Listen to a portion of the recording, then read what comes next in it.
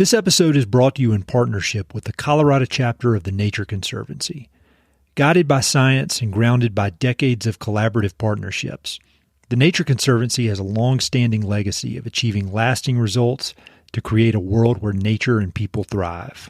On the fourth Tuesday of every month throughout 2023, Mountain and Prairie will be delving into conversations with a wide range of the Nature Conservancy's leaders, partners, collaborators, and stakeholders, highlighting the myriad of conservation challenges, opportunities, and solutions here in the American West.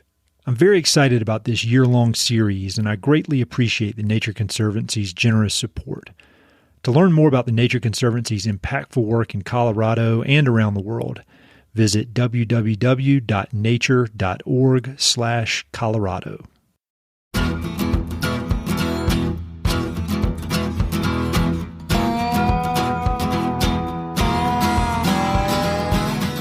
This is the Mountain and Prairie Podcast. I'm Ed Robertson. My guest today is Corissa Busse.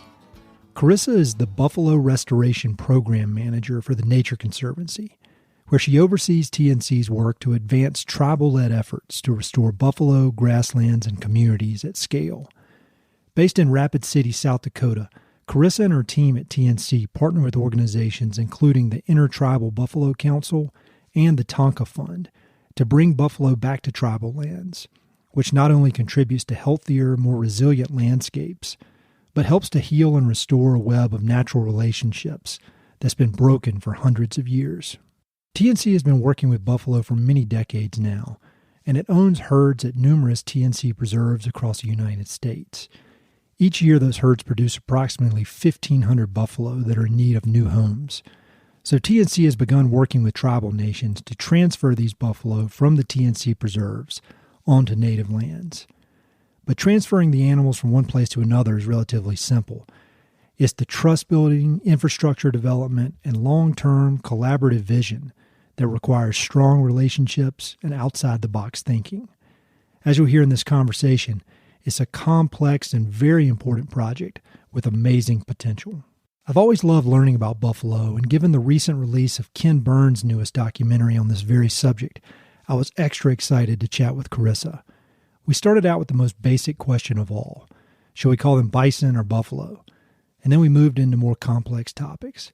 We talked about when and why TNC initially became interested in buffalo, TNC's history of working with tribal partners, the challenges of overcoming historical realities, the potential for tension between cattle and buffalo producers, specific success stories from TNC's buffalo restoration work, the all-important role of strong relationships, resources to learn more about buffalo, and Corissa offers some excellent book recommendations.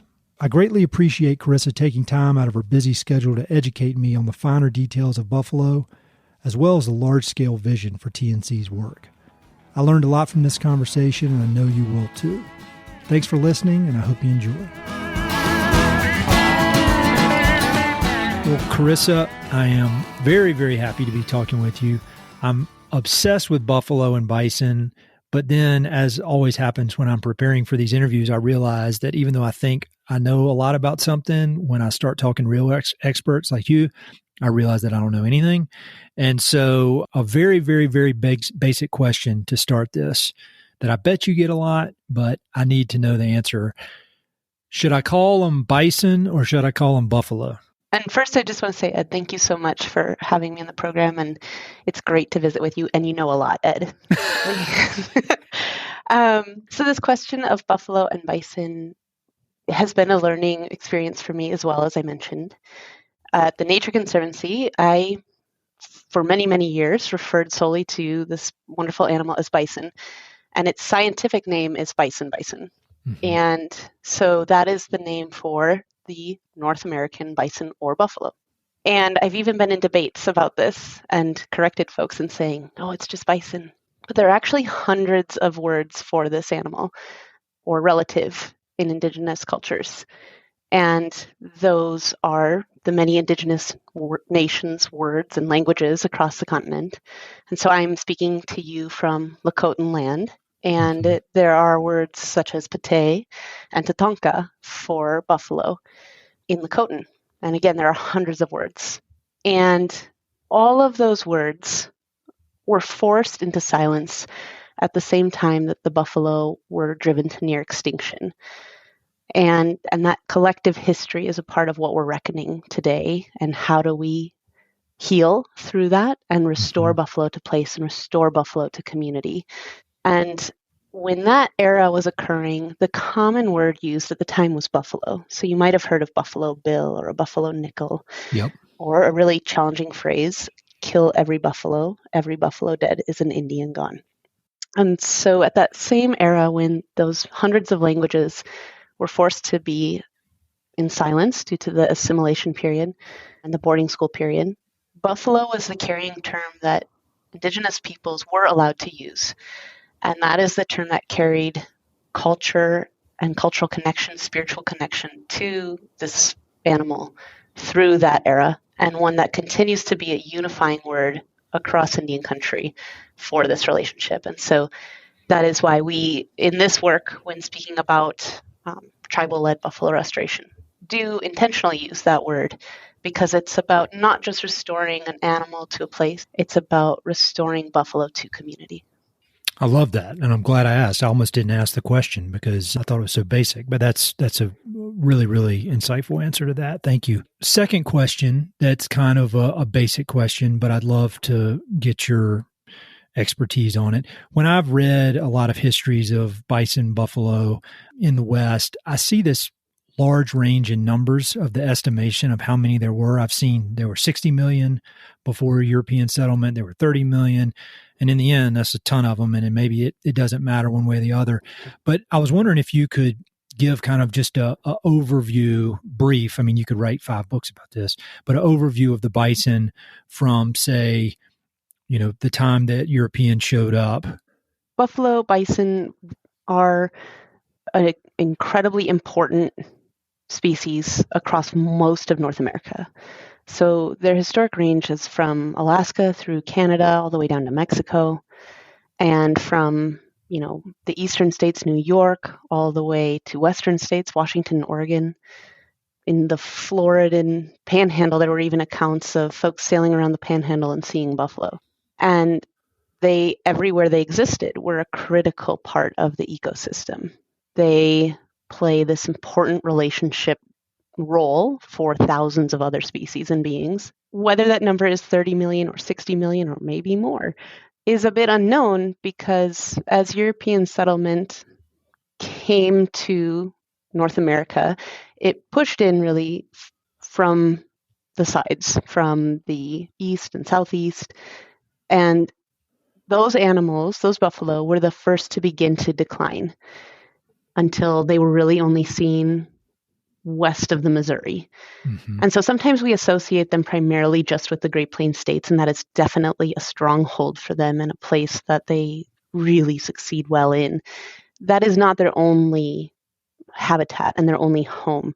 And they are a part of our larger continental experience and ecosystem.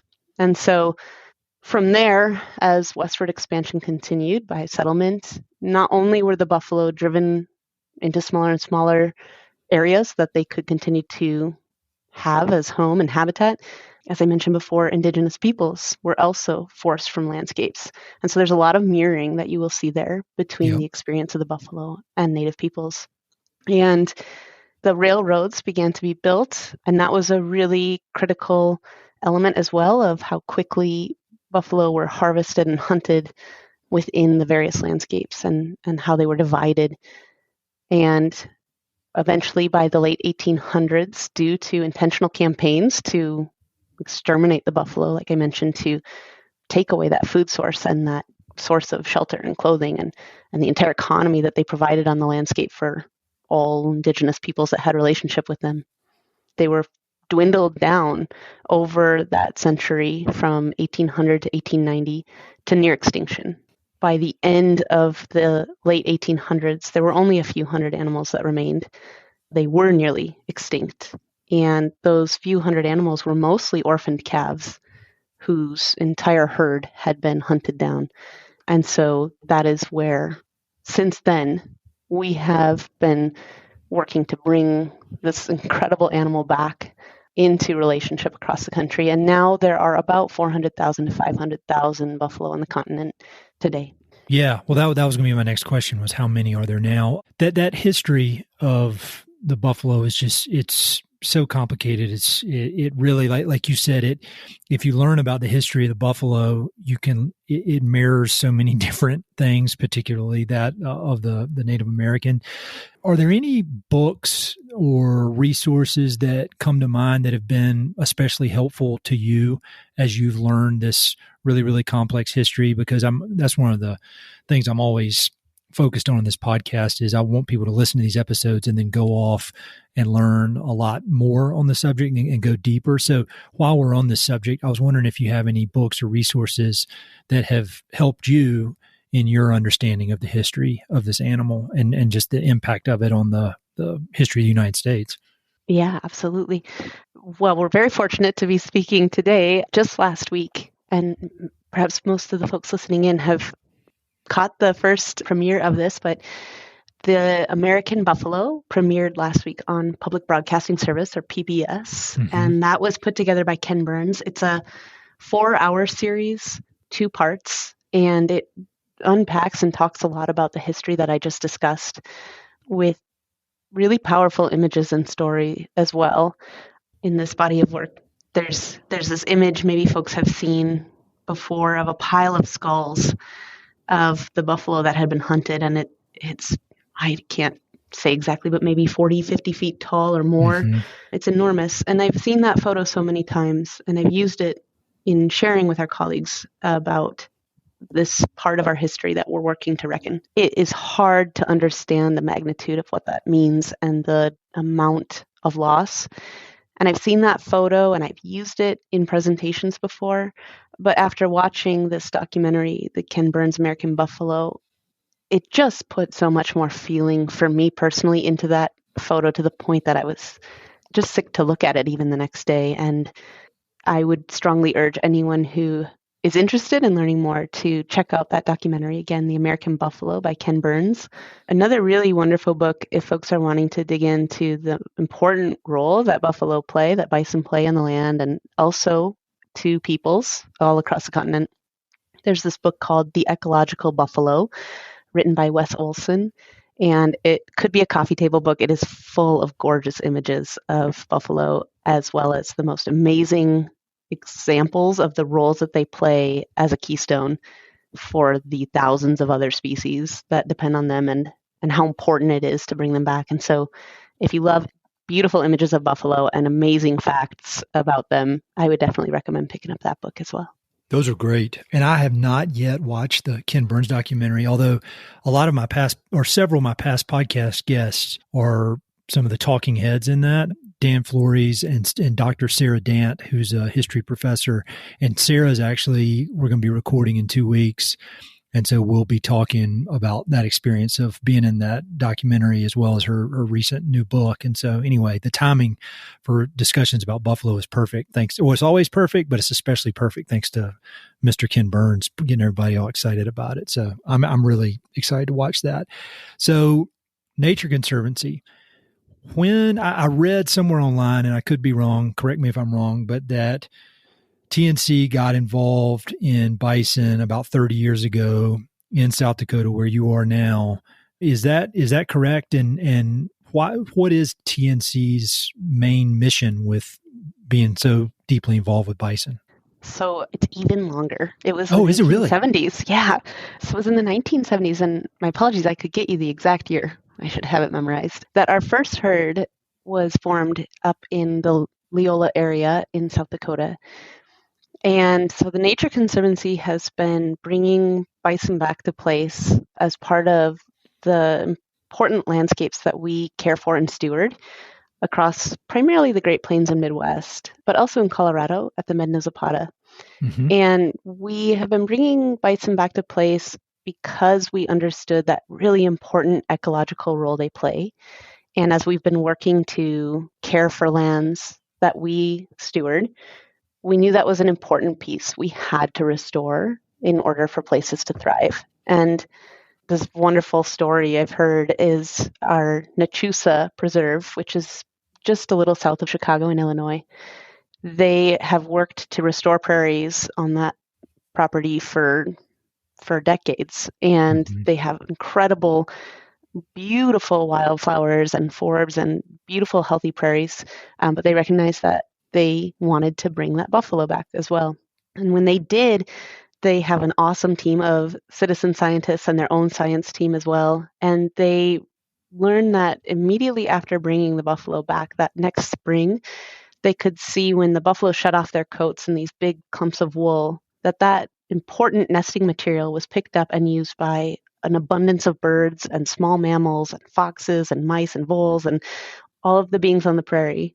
So they saw that all of these animals were picking up that material of the buffalo's coat and using it in their nesting.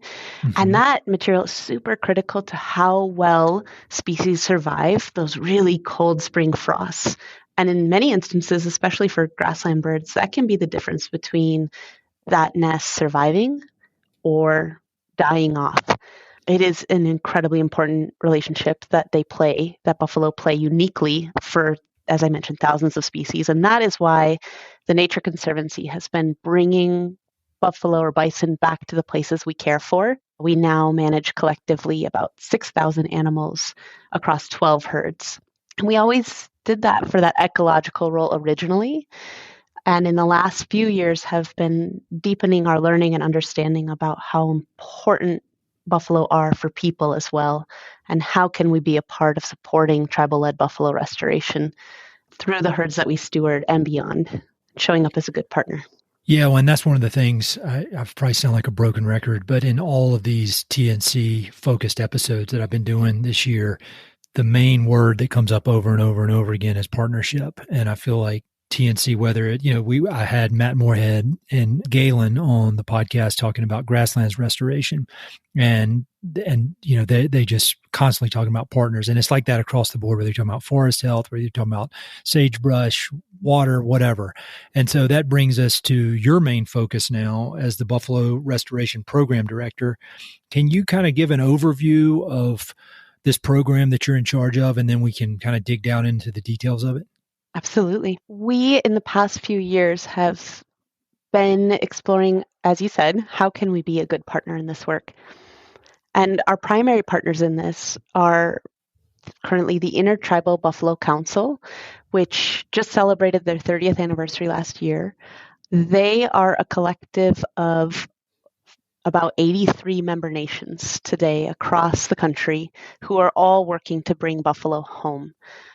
And in addition, we are also working in partnership with Tanka Fund, which is an entity, it's a nonprofit that works with tribal producers within reservations or off reservation who are also working to bring buffalo home.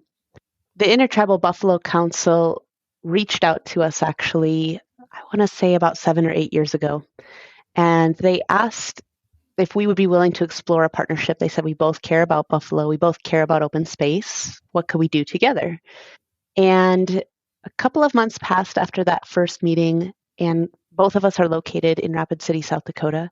And so I went to their office and I asked if they were still interested, and if so, what might the next steps be? And I learned that their board had actually voted on whether or not to proceed in a partnership with the Nature Conservancy. And they had a split vote. And so anytime they have a split vote, they wait a few months, and they had a new vote, and it was again a split vote.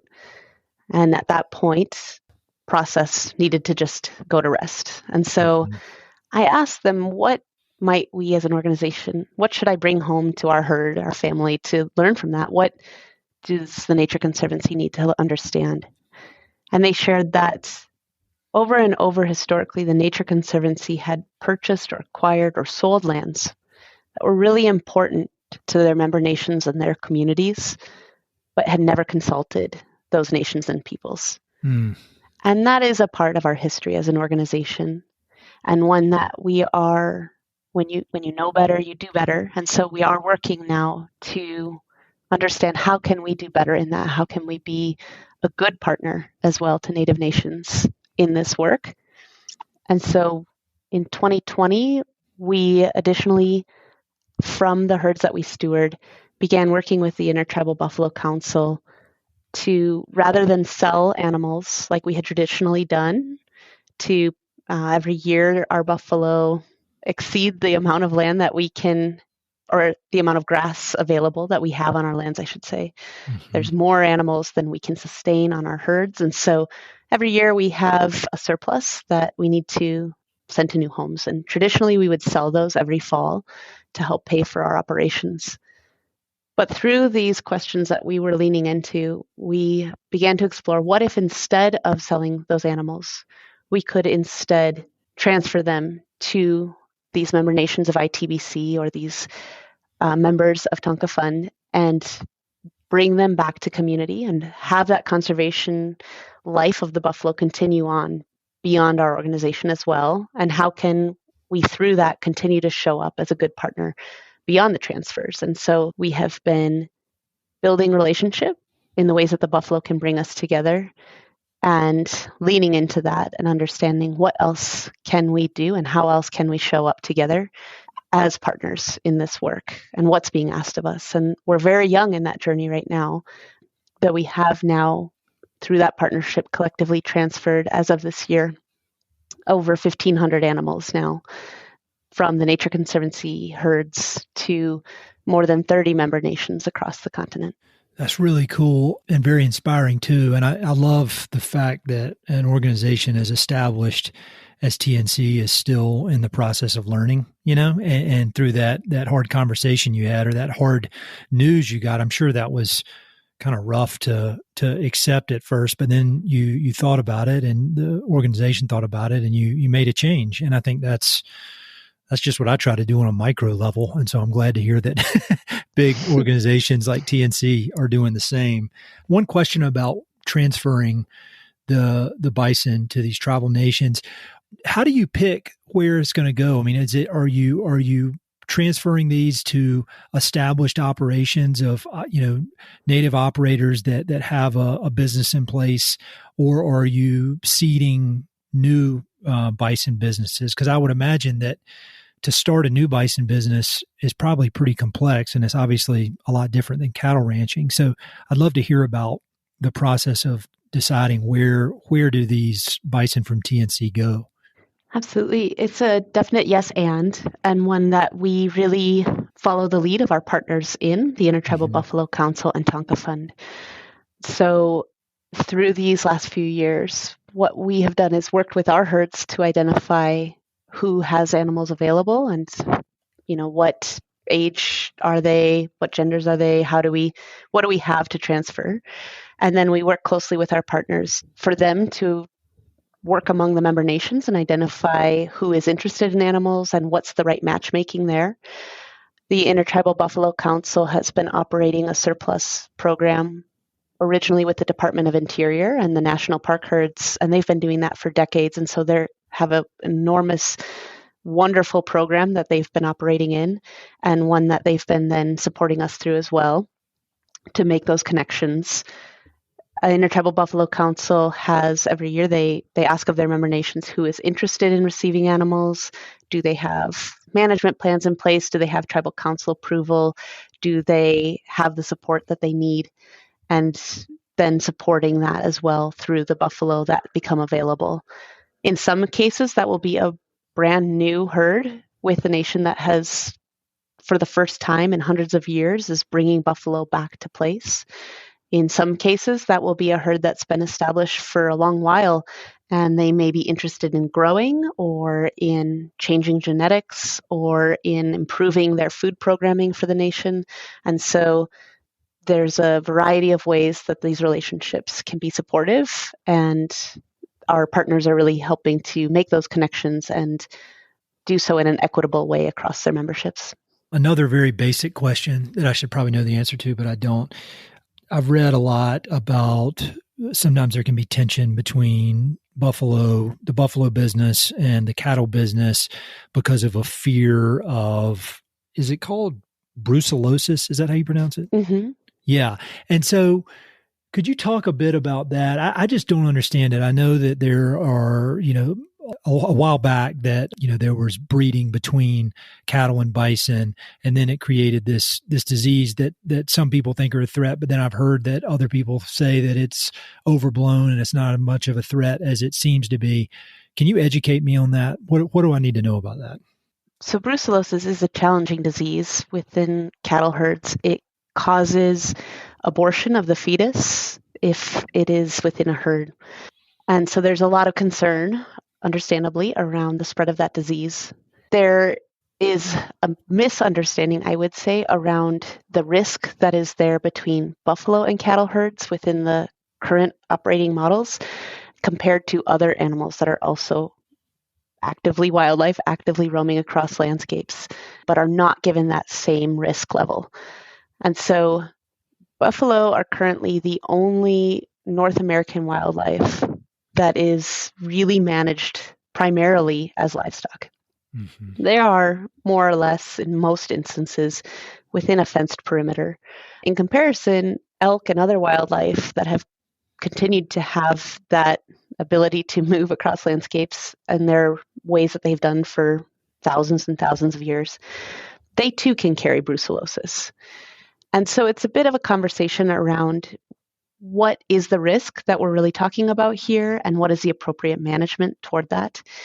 In that, the InterTribal Buffalo Council and their member nations have again been leading the way in helping to develop quarantine programs for how to safely transfer buffalo from areas that have tested positive for brucellosis historically and reintroduce them into landscapes in ways where we can minimize that risk and ensure that we are transferring animals safely between places. And Fort Peck has been one of the nations really leading in that work through that quarantine program in partnership with Yellowstone National Park. So certainly diseases in general are a challenge in the continued management of buffalo and their restoration, and how do we do that as a community and how do we do that in partnership. And then, I know that this is a relatively new program that's going to be, has the potential to really grow and evolve in so many great ways. But I was wondering if there are any success stories that have already popped up that come to your mind that would be a good illustration of how this program has been a win-win-win across the board. Yeah, I would say so much of the success stories look very different from what I traditionally had experienced in working in conservation. So I've been with the Nature Conservancy since 2011. Okay. And I formerly served as our Western South Dakota program director and did a lot of work in that landscape and bringing partnerships together and doing things we can only do together that were really inspiring. With this body of work, what I have been, I feel very lucky to be a part of, is to experience how healing it can be and how important this work is, not only for landscapes, for healing ecologically, but for communities and for people as well, for the indigenous communities and Native nations that we're working with, as well as for ourselves. We collectively, as I've mentioned, are working to bring buffalo back to place and bring buffalo back to communities in a way that is a part of restoring and restoration that is critical in this time. As we mentioned, buffalo were driven to near extinction, not just out of chance, but really out of an intentionality to create separations. Especially for indigenous peoples and lands, indigenous peoples and the animal, the buffalo. To be a part of rebuilding that reconnection and be a part of the healing that we now can do together is incredible.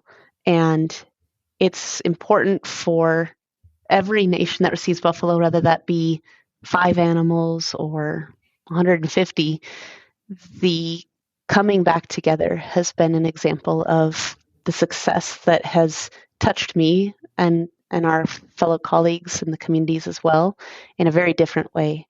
There's also really powerful stories of the leadership of Native nations in what restoration can be and look like. So the Eastern Shoshone and Northern Arapaho on the Wind River Reservation are currently working in partnership to restore buffalo as well. And they each have started with smaller herds and are exploring how over time they might merge those herds, bring them together, and in that acquire lands, transfer lands to be able to allow the buffalo to expand. And the scale at which they can do that is beyond what most national parks or conservation organizations could ever dream of. And so Native nations, in addition to that important reconnection work for community, for healing, for the lands, they are also able to lead in a way that is at a different scale we can only do together.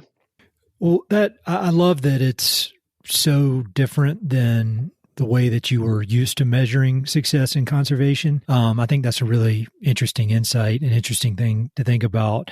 But as you and your colleagues and all the different stakeholders are involved or working so hard on this, like how do you measure success? Because it seems there's obviously the science and the ecology that can be easily measured. But when you're thinking about setting goals for this or looking, did we do what we wanted to do? And you're dealing with these more very, very powerful, but harder to measure metrics about community development and healing and things like that. Like, how do you think about success and goals and that kind of thing when you're dealing with those kind of more high level, more powerful, for lack of a better term? Great question, Ed. We're actively working to understand ourselves as well. We traditionally, as an organization, our metrics maybe look more like number of acres that were conserved, number of dollars that we were able to apply to conservation, what we would traditionally call bucks and acres. In the last many years, we've been recognizing how critical communities and peoples are to conservation. And what does that mean and look like? How do you measure impact for people? How do you measure the ways that being in a good relationship allows so much conservation success or success for healing that we could never have done without that trust, without that relationship in place? And those are the things that we are working collaboratively with our partners to begin to understand. What and how might we measure success? What, first off, is the success we're driving toward? What does that look like? And what is our collective goal? And then after that as well, how do we know if we're heading in that right direction? How do we know if we're moving toward that? And so that's some beginnings of the conversations around our hope and intention around co-creating what does success look like and how do we know if we've gotten there. And in addition, we as an organization also do have these really ambitious goals around knowing that we're moving in the right direction.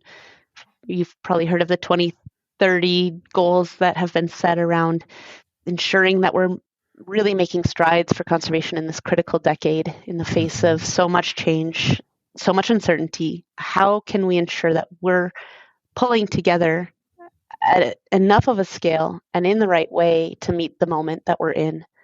And I would say that our traditional bucks and acres metrics aren't enough to really inform if we are doing that for the long haul in the ways that are going to be asked of us beyond 2030 as well. Because these times are going to be really trying that we're in, really challenging. And so that trust, that relationship, that partnership that will be critical to carry us beyond that as well is so important, and one that we are working to understand. How do we know if we're heading in the right directions on that as well? Well, you're obviously an optimist or you wouldn't be doing this work. And I feel like that's the common theme across all the people I've talked to. Although I did just talk to Vincent Stanley, who's been at Patagonia. He's the longest serving employee of Patagonia. And he said that Yvon Chouinard is a 100% pessimist, but he's the exception to the rule. But you're an optimist. You've got big goals. This is very, very important work. It's in a lot of ways, it's new work that hasn't been done. What are the big challenges? Like what do you think When you think about the things that could impede your success in this and on all the different partners' success in this, what are the biggest challenges standing in your way? Because it sounds like an awesome idea. It seems like you'd be hard pressed to find people arguing with this. But if it were that easy, I mean, it's just not that easy. So what are your when you wake up in the middle of the night thinking about this, what are the things that worry you or that you think are the challenges? Great question again. I think the thing I ask myself a lot is, can we continue to show up to meet the moment and what is being asked of us right now?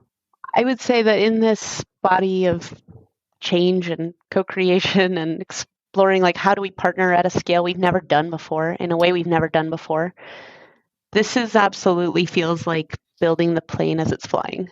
Yeah.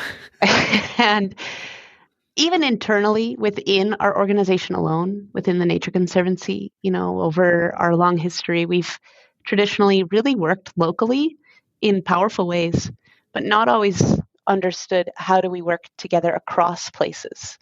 How do we come together? And I think that comes with a lot of unknowns.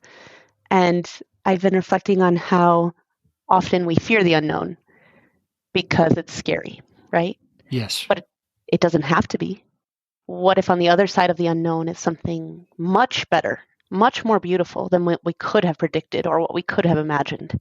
To me, our biggest challenge to overcome, I feel, is that fear of the unknown. Can we be willing to build trust and to step into that and to lean in, even if we don't know exactly how it's going to turn out or exactly what's going to happen next? And as much as we do that, I do believe that we will find that what we're leaning into is more powerful than what we understood at its beginning.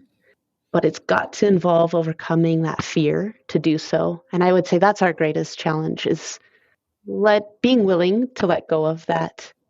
Well, also, of course, we all want to know that we're leaning in a good direction, that we're not going to fail. I think another element is just knowing that sometimes those failures would have happened no matter, or are the important lessons we need to learn so we can do it the right way the next round. I think often we're too afraid to fail, and without failure, we really will have a hard time learning. Yeah. Right? And right now, in this era we're in, there is so much uncertainty. We don't have time not to fail, right? Mm-hmm. We will not get it right every time. We may not get it right the majority of times, but my hope is that our intention is to act in good trust, to show up in good relationship with a good intention and lean in. And I do find that every time we've done that so far within this body of work, again, it's shown up in a way more powerful than we could have anticipated. Well, again, it makes me feel great to know that an organization as big and as accomplished with such a long history as TNC is still willing to take risks. And I had Duncan and Carrie were on a podcast a few months ago, and they're working on it. They have this initiative called the Catalyst Fund, with the whole idea of just trying ideas that may or may not work, but you got to try them. And I just feel like when a organization like TNC, you see so many organizations as they get old and they get established and they shy away from risk across the board. I mean, my old life, I went to business school and got an MBA, and you'd study all these companies that got old and stodgy and were not flexible anymore. And so I really admire that TNC, even in its quote old age, it's more flexible and more innovative and willing to take calculated risks than ever. And this stuff matters. We're not talking about whatever GM or Ford or General Electric or something. Then this is conservation work that has real long standing impact. So it's just, for me, it's super inspiring to hear about. Another question for you may or may not be in your wheelhouse, but I'm curious, like, just in general, speaking of business, what's the market for bison these days? Because in order for this to work, I would guess that it needs to be self-sustainable on the end point. And so for these producers on these Native American producers, they need to be able to make money doing it. And so what is nowadays, what's the market for bison versus cattle? The thing about markets is they fluctuate. Yes. Oh, yeah. Right? Definitely. You could say that for bison or cattle. There are good years and there are bad years. And you were talking about optimism and pessimism before, right? Like, I don't know how you work within any kind of livestock production and not be an optimist. I think you have to be to keep going. And so one of the things is the buffalo market is still market in terms of food is still emerging in some ways. There is still so much opportunity and room for growth. And so that future could look really bright. And at the same time, it is still growing. And so I think within as well the nations that are working to bring buffalo back, often that herd is supplying food directly to the community. And so it may never enter the market in that regard. It may look like a very different model, one that we're also working to learn, like, what does that mean? How do we support sustainability? And how do we do that for nations, for communities in what they would like for their buffalo economy? That word buffalo economy is one I'm actively learning about right now. What does it mean to restore the buffalo economy? And I've heard recent figures that talk about how when the buffalo were driven to near extinction, the loss that was, if you were to put a dollar figure, which is rough to do, but if you were to put a dollar figure to the loss to the economy that the buffalo provided for food and clothing and shelter and all these lifeways, that collective loss was over $2 trillion. There is a huge economic impact that shook nations to the core in the loss of buffalo as well. And restoring that economy, not necessarily just in the way we traditionally think of it today, but in terms of restoring buffalo to lifeways and restoring buffalo to community and food and those many roles they can provide, also comes with a lot of opportunity for bringing back that base of what the buffalo can provide and support. And again, it may or may not look like a traditional ecological model, but one that we're working to understand on our end as well, and how we can be a support in that. So, not to dig into your personal life too much, but I need to understand how you ended up doing this work, because I always say with this podcast, when I was 23 years old, I was sitting in Merrill Lynch wearing a really cool suit and a cool necktie and trying to be a very responsible grown up, but I was not at all fulfilled. Some could say I was miserable. And I would look at people like you from my internet when I was surfing the internet instead of selling stocks and bonds. And I'd be like, how does somebody end up doing work like this? I want to be like that person. I want to be like Corissa. So how did you end up doing this? Give me some instruction. Give my 23-year-old self some instruction. I feel very fortunate, very lucky to be. That's what all the people I have on here say too. They're all real lucky. I don't exactly know how the path led me to exactly today and why those stars aligned, but I couldn't be more grateful. My background is that I went to the university to study intercultural communications. And that study was really about, I went into it because we have all of these global challenges, and if you boil them down, a lot of them about, or root in, our inability to communicate between different cultures or different communities. And I wanted to understand why that happens, what's going on there. And so I had this opportunity to study globally and also with a community in Haiti. Oh, wow. And in it, I was fortunate to do a photo project with a group of women within this community of Lugu. And I asked them to take photographs of what they would want shown of their community and what would they want to describe to the world about it. And so every week they would go and take photos, come back, and we would write captions of what they were showing. And in these photos, often it was like, this is my aunt or this is my uncle. And I was confused at the time. And I remember thinking like, well, this isn't a family photo project, which was my own bias. When we returned after that, we had a gallery in the United States. And I asked folks, there were a couple of different photojournalism depictions of Haiti that we showed, and then we had these women's photos on the walls with their captions.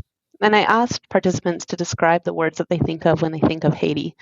And I imagine your listeners can probably share in what they would hear is, violence or poverty or desperation. And it's not that those things aren't true, but what folks saw in the photos from the women in the community was hope, love, strength, community, how they came together.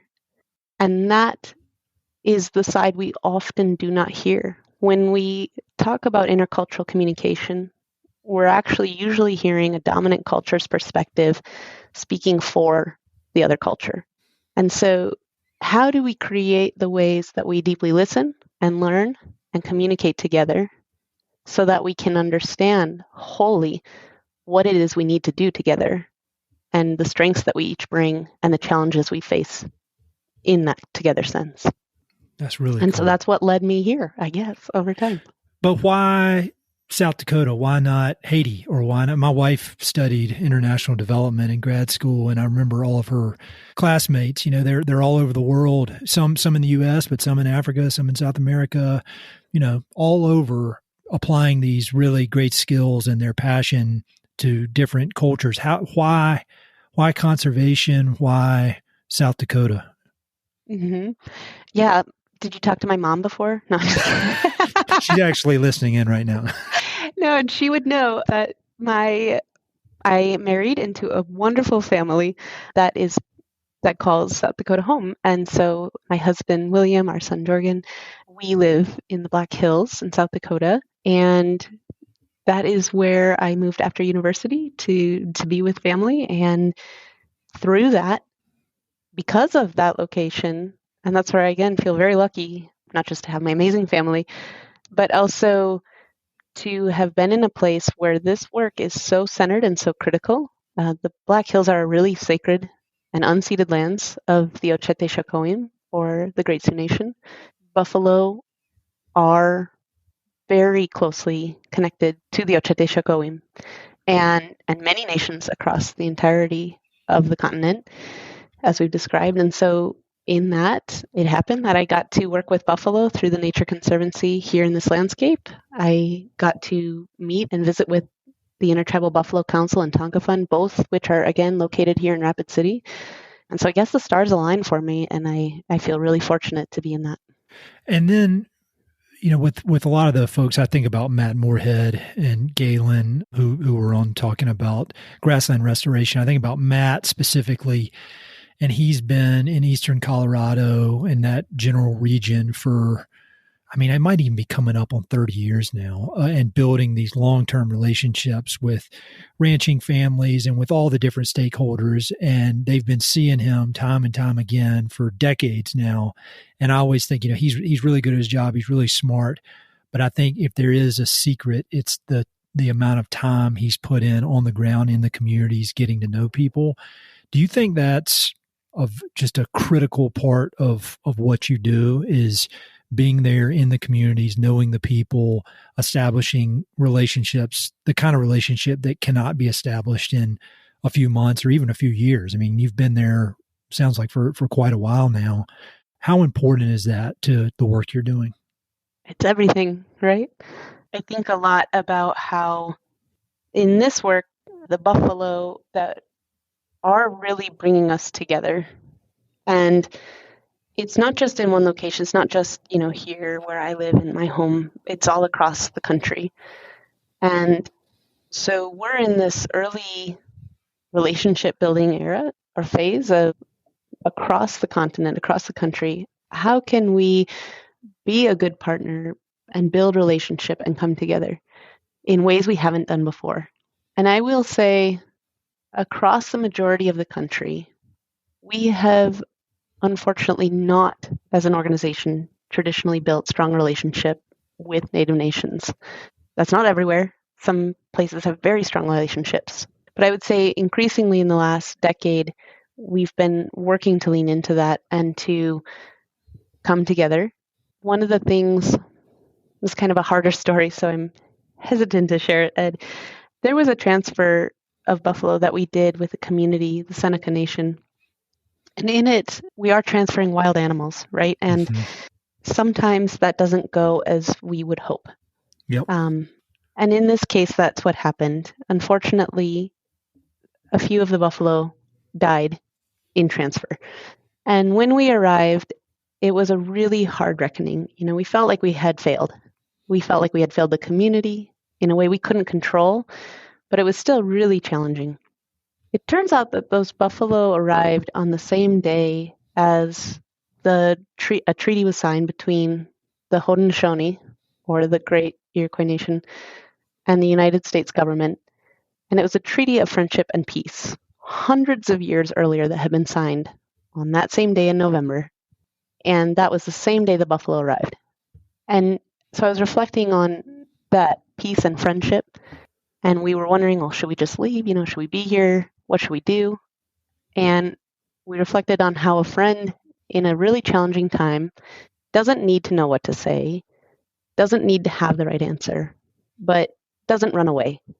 They're there, and they're there together through the good times, but also through the hard times. Mm-hmm. And I was so grateful to the community for being gracious and inviting us to just be there with them throughout the day as those animals that passed were harvested and provided incredible meat for the community to eat for the holiday season. And so it was a process of, dividing the meat and butchering, and the whole community there to receive the animals still, and the ways that they could provide. And there was so much laughter and so much coming together, even in a hard time. And it was really eye-opening to me about how critical friendship is. And that's a strong word. Like, that might be the highest point of a relationship, right? Is friendship. But yes, it does ask us, for sure, how are we showing up in a relationship in the good times and in the hard times? And knowing that we don't have to have all the answers, and that it's okay as long as we keep showing up and we show up in that good way. I love that. And I appreciate you sharing that story. But I also think, your willingness to be vulnerable and tell that story, that's one of the reasons why you're able to establish these friendships, because you're coming to these relationships open and vulnerable with the posture of, I'm trying to help. And we may mess up every now and then. We may not do it perfectly, but we're here to help. And again, across the board, everybody I've spoken with at TNC has a similar approach in their niche of conservation. So I really appreciate that. I'd love to hear, it just seems like you've thought so deeply about so many different issues, and you've thought, but then also been in the middle of it, taking action. But I'm always looking for good book recommendations or just resources that have helped shape all these interesting people that I've had the pleasure of speaking with. Do any books come to mind? And it doesn't necessarily have to be about the West or about bison or conservation, but just books that have played a big role in your development, both personally, professionally. I'd love to hear any. I'm always looking for good recommendations. A book that has definitely shaped me in the last few years, and I'm sure you've heard it from other folks on your podcast as well, is Robin Wall Kimmerer's Braiding Sweetgrass. Yeah, and I haven't read it yet. I don't know why I haven't read it. It's unacceptable that I haven't read it. Hey, it will come in its right time, Ed. I'm going to send you a copy for your, okay. You'll probably have 5 of them on your shelf by the time.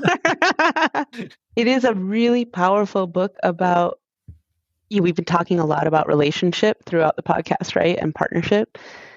How do we see our own role as humans, as people, in nature, as a part of it and not apart from it? And when you're in a relationship with anything, with anyone, it's about giving and receiving. And I think traditionally our relationship as people in nature has been one of take, one where we take from the land, but we don't give back. And what Braiding Sweetgrass really did for me personally was to begin my learning around what does it mean to be in good relationship as a part of nature. What are my roles and responsibilities to listen, to give back, to be in relationship? And so that's one I would definitely recommend to all the listeners to check out. I've heard it referred to as the Aldo Leopold's works of our time. Like, this is, to me, the next step of conservation is what this book outlines. And it's about weaving indigenous knowledge, plant knowledge, and Western science, how they come together and how we can learn in that. And so definitely recommend that. Another, if listeners are interested, is a wonderful training that is available now online. It's free to anyone, and it was put together by our colleagues from the Nature Conservancy in Washington, along with the Whitner Group. It's called Indian Country 101. Again, it's free. It's about 20 hours of training, and you can sign up online, Indian Country 101, and it goes through a wonderful education of American policy and history in Indian country and how that shows up in the conservation work we do today. Things we weren't taught in school, but are really important and continue to impact the communities we're working in partnership with. Histories and knowledge that our partners, Native nations, are very familiar with often, but that we have learning to do on as well. And so I would recommend that for anyone who's interested. Those are both great. I'll have links to both of those. It's so embarrassing that I haven't read Braden's Sweetgrass. This weekend I was sitting around and I was reading Arnold Schwarzenegger's new book. And I haven't read Braden's Sweetgrass. Yes, I don't know what I'm doing. I'm very sorry. I apologize to you and I apologize to everybody listening. This will be the embarrassment I needed to put down Schwarzenegger and read something. Those are great. And I'd not heard of the Indian Country 101 anywhere. So we'll have a link to that. That's really great. Thank you. 2 final questions for you. First one is, how can people help with your efforts? And then the second question is, any parting words for the listeners? Yeah, help.